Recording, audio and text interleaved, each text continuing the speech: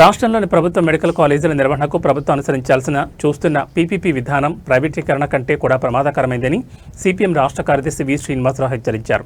ప్రభుత్వ మెడికల్ కాలేజీల పరిరక్షణ కోసం త్వరలో విశాల పోరాట వేదిక ఏర్పాటు కానుందని ఆయన తెలిపారు. సిపిఎం తూర్పుగోదావరి జిల్లా కమిటీ ఆధ్వర్యంలో సోమవారం రాజమహేంద్రవరం ప్రెస్ క్లబ్లో నిర్వహించిన విలేకరుల సమావేశంలో ఆయన ఈ వ్యాఖ్యలు చేశారు. మోడీ ప్రభుత్వం అనుసరిస్తున్న మానిటైజేషన్ విధానానికి పీపీపీ మరో రూపమని శ్రీనివాసరావు విమర్శించారు.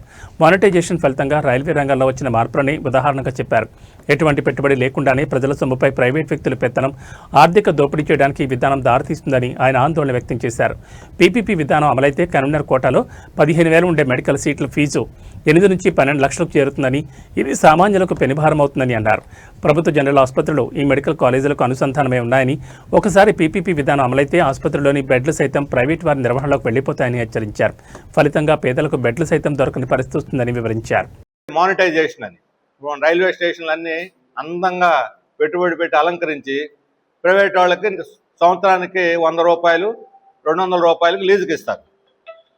షాపుల వాళ్ళవే, పార్కింగ్ వాళ్ళదే, అక్కడ రెస్ట్ హౌస్ల వాళ్ళవే, లోపల అమ్యూజ్మెంట్ వాళ్ళదే, మొత్తం ప్లాట్ఫామ్ టికెట్లు అన్నీ అమ్ముకొని లాభం చేసుకుంటారు. అంటే పెట్టుబడి లేకుండా లాభాలు సంపాదించేటువంటిదే మానిటైజేషను. ఆ కావులోకి చెందిందే ఈ త్రిబుల్-పీ కూడా. మన రాష్ట్రంలో త్రిబుల్-పీ కింద ఇంతకుముందు కొన్ని పరిశ్రమలు పెట్టారు. ఇప్పుడు ఉదాహరణ గంగవరం పోర్టు ఈరోజు ఏమైంది? 11% ప్రభుత్వ వాటా ఉంటే అది కూడా అదానికి ఇచ్చి అమ్మేశారు, ప్రైవేట్ పరం అయిపోయింది.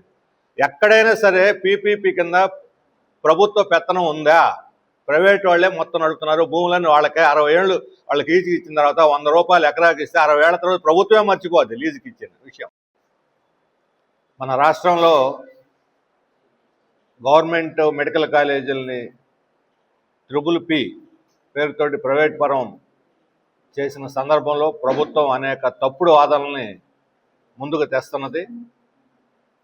2025 జూలైలో దేశవ్యాప్తంగా చాలా పెద్ద ఎత్తున మెడికల్ కుంభకోణం సిబిఐ ఎంక్వైరీ జరిగింది. అనేక కాలేజీలు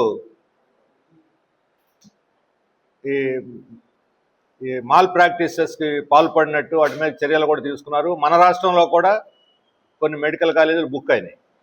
ప్రైవేట్ మెడికల్ కాలేజీలు గోస్ట్ లెక్చర్స్ని, ఫ్రాడ్ లెక్చర్స్ని పెట్టుకొని వేషాలు వేయించి, అట్లాగే ఫేక్ పేషెంట్లు కాని వాళ్ళని బెడ్ల మీద కూర్చోబెట్టి బ్రహ్మాండంగా నడుస్తున్నట్టుగా తప్పుడు రికార్డులు సృష్టించి నడుపుతున్నటువంటి కాలేజీలు ఉన్నాయని చెప్పి జూలైలో సిబిఐ బయటబయలు చేసింది.